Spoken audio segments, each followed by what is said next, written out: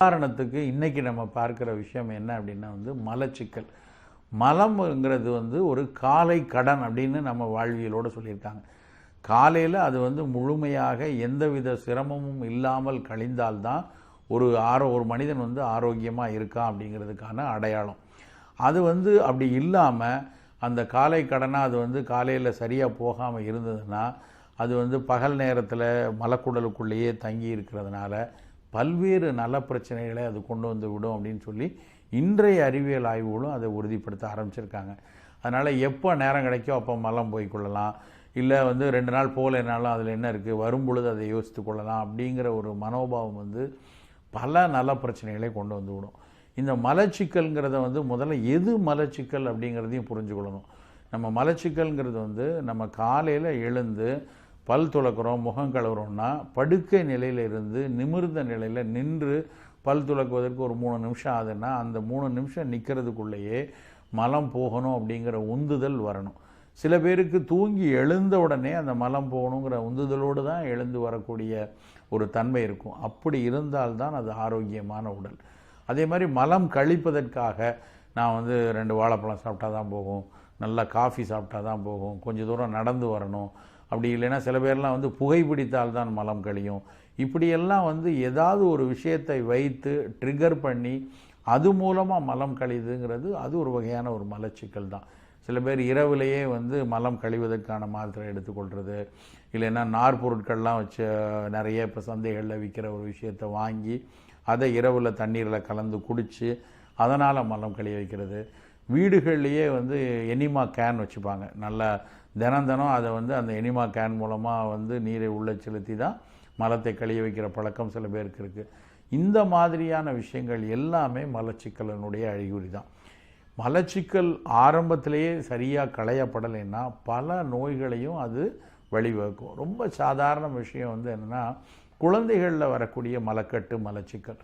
ரொம்ப சின்ன குழந்தை, 2 வயது 2.5 வயது குழந்தை மலம் போகணுன்னாலே அழ ஆரம்பிக்கும். ஏன்னா அது புழுக்கையாக ரொம்ப அந்த மலம் கட்டிப்பட்டு ஆட்டாம்புழுக்க மாதிரி ரொம்ப கடினமாக வர்றதுனால அது மலவாயை தாண்டி வரும் பொழுது அதனால் ஏற்படக்கூடிய வலியில் குழந்தை மலம் வர்றதையே சொல்லாது, மலம் வர்றதையே பயப்பட ஆரம்பிக்கும், மலம் வர்றதை தவிர்க்க ஆரம்பிக்கும். இது என்ன ஆகும் அப்படின்னா, அந்த குழந்தையினுடைய கணச்சூடு, உடல் சூடு அதிகமாக மலமும் இன்னும் கொஞ்சம் கட்டிப்பட ஆரம்பிக்கும்.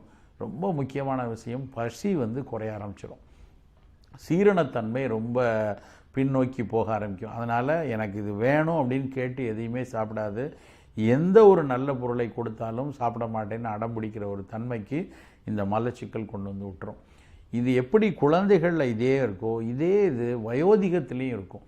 65-70 வயதுக்கு மேற்பட்ட நபர்களில் பல பேருக்கும் கான்ஸ்டிபேஷனுங்கிறது ரொம்ப முக்கியமான பிரச்சனை. அவங்க இதுக்காக நிறைய பிரயத்தனப்படுவாங்க, நிறைய தண்ணீர் குடிக்கிறது, பழம் சாப்பிட்றது, அப்புறம் கடுக்காய் தூள் சாப்பிட்றது, இப்படி பல விஷயங்கள் செய்து தான் மலத்தை கழிக்கணும்னு ஒரு சூழலுக்கு கொண்டு போய் விடணும். 2 தரப்புலையும், குழந்தைகளையும் சரி பெரியவங்களையும் சரி, மலச்சிக்கலை நம்ம பராமரிக்கிறவங்க நம்ம பார்த்து முழுமையாக அதிலிருந்து அவர்களுக்கு விடுதலை கொடுக்கணும். அப்போனா தான் அவங்களுடைய ஆரோக்கியம் மிகச்சிறப்பாக வரும். இப்போ குழந்தைன்னு வச்சுக்கோங்களேன், குழந்தைக்கு மலக்கட்டு வருது அப்படின்னா உடலினுடைய முன்னாடி சின்ன பிள்ளையில் இருந்த மாந்தமோ இல்லைன்னா உணவு ஜீரணிக்கிற ஒரு தன்மை குறைவாக இருக்கிறதோ இல்லை நீர்த்துவம் குறைவாக இருக்கிறதோ ஒரு காரணமாக இருக்கலாம். என்ன செய்யலாம், நல்லா ஒரு 4-5 காஞ்ச திராட்சையை தண்ணீரில் ஊற வைத்து நல்லா கையில் கசக்கி அதை இரவில் 1 ஸ்பூன் 2 ஸ்பூன் குழந்தைக்கு கொடுக்கலாம். அப்படியும் சரியாக வரல அப்படின்னா கொஞ்சம் ஒரு 4-5 வயது குழந்தையாக இருக்கிற பட்சத்தில் கடுக்காய் பிஞ்சுன்னு சொல்லுவாங்க, கடுக்காயினுடைய முழு கடுக்காய் இல்லாமல் கடுக்காய் பிஞ்சு கிடைக்கும். அந்த கடுக்காய் பிஞ்சை விளக்கெண்ணெயில் நல்லா வறுத்து கொடுக்கணும்.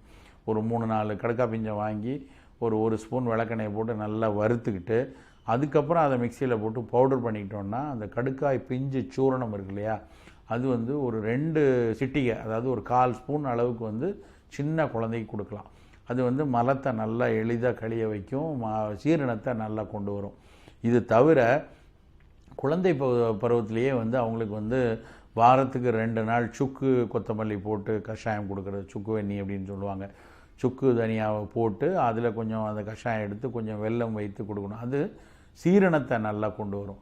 குழந்தைகளுக்கு காலை நேரத்தில் வாழைப்பழம் கொடுக்கணும். நிறைய பேர் என்ன நினைக்கிறாங்க, மலச்சிக்கல் இருக்குது அப்படின்னாலே ராத்திரி படுக்க போகிறதுக்கு முன்னாடி ஒரு வாழைப்பழம் சாப்பிடுவாங்க. அது தப்பான விஷயம். காலையில் பிரேக்ஃபாஸ்ட் டைமில் முதல்ல வந்து வாழைப்பழத்தை நம்ம சாப்பிட்டோம் அப்படின்னா அது அந்த ஒரு நாளில் வந்து நல்ல ஜீரணத்தை சரி பண்ணி மறுநாள் காலையில் நல்ல மலம் இழக்குவதற்கு அது உதவியாக இருக்கும். குழந்தையாக இருக்கும்போது மலைப்பழமோ தேன் வாழையோ இல்லைன்னா ஏலக்கியோ நார் உள்ள நல்ல நாட்டு வாழைப்பழமோ ஏதோ ஒன்று அந்த குழந்தைக்கு நம்ம கொடுத்துட்டே வந்தோம்னா இந்த மலச்சிக்கல் வராது. நிறைய தண்ணீர் குடிக்க வைக்கணும். குழந்தை பொதுவாக விளையாட்டு பருவத்திலே இருக்கிறதுனால தண்ணீர் குடிக்காது. அப்போ தேடி தேடி பார்த்து தண்ணீர் குடிக்கணும். தாக உணர்வும் பார்த்திங்கன்னா குழந்தை பருவத்துலேயும் வயோதிகத்துலேயும் குறைவாக இருக்கும். அப்போ அவங்க வீட்டில் இருக்கிற அம்மாவோ குழந்தைகளோ தான் பார்த்து இவங்க தண்ணி சரியாக குடிக்கல, 2.5 லிட்டர் குடிக்கலன்னு அளவு பார்த்து தண்ணீர் கொடுக்கணும். இதே வயோதிகமாக இருக்குதுன்னு வச்சுக்கோங்க, குழந்தையில இதை பார்த்துடுறோம்.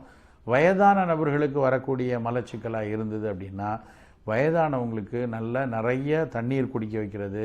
நிலவாகை அப்படின்னு ஒரு பொடி இருக்குது. நிலவாகை பொடியை வந்து கடைகளிலேயே கூட நிலவாகை சூரணம் கிடைக்கும், பொன்னாவாரை சூரணம்னு கிடைக்கும். இந்த நிலவாகை பொன்னாவாரைங்கிற பொடியை வந்து ஒரு அரை தேக்கரண்டி இரவில் எடுத்தோன்னா நல்ல மலம் கழியும். இது வந்து இன்னொரு பிரச்சனை, இன்னொரு நல்ல விஷயம் என்ன அப்படின்னா இந்த மூலிகை மருந்துகளை வந்து நம்ம மலத்தை கழிய வைக்கிறதுக்கு பயன்படுத்துறது பார்த்திங்கன்னா வேறு மலச்சிக்கலுக்கு கொடுக்கக்கூடிய மலம் இளக்கி மருந்துகள்னால் வரக்கூடிய பல பிரச்சனைகள் இந்த மூலிகை மலம் இளக்கிகளில் கிடையாது. ஏன்னா உப்புக்களை ரொம்ப வெளியே தள்ளிடும், நீர்த்துவம் குறைஞ்சிரும் அப்படிங்கிற பயம் வந்து இதில் தேவையில்லை.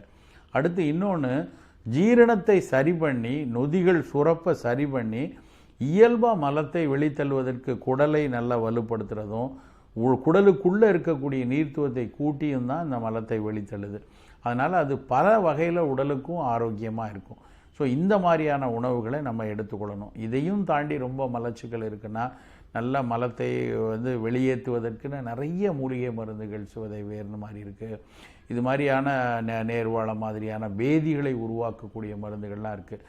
அதை உங்களுடைய மருத்துவர் ஆலோசனைப்படி தான் வந்து நம்ம எடுத்துக்கொள்ளணும்.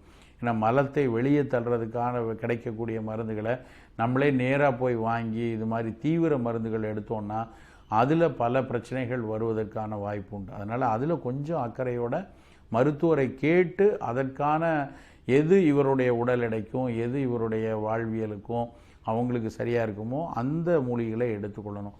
குறிப்பாக நிறைய மாவு பண்டங்கள் எடுக்கக்கூடாது, நிறைய எண்ணெய் பலகாரங்கள் எடுக்கக்கூடாது. சீரணத்துக்கு ரொம்ப தடையாக இருக்கக்கூடிய அந்த மைதாவில் செய்த பரோட்டா அந்த மாதிரி உணவுகளை எடுத்துக்கொள்ளக்கூடாது. பழங்கள் நிறைய எடுத்துக்கணும். எந்த அளவுக்கு பழமும் தண்ணீரும் எடுத்துக்கொள்கிறோமோ அந்த அளவுக்கு மலச்சிக்கல் வராமல் இருக்கும். ஏன்னா மலச்சிக்கலை நம்ம ரொம்ப சாதாரணமாக நினச்சி விட்டோம்னா பசியின்மை வரலாம். அடுத்து 2வது மூல நோய்களை கொண்டு வந்து விடலாம். ரொம்ப முக்கியமாக ஃபிஷர் அப்படிம்பாங்க, ஏனல் ஃபிஷர்னு மலை வாயில் இருக்கக்கூடிய ஆசனவாய் வெடிப்புகள் வந்து கொண்டு வந்து விட்டுரும்.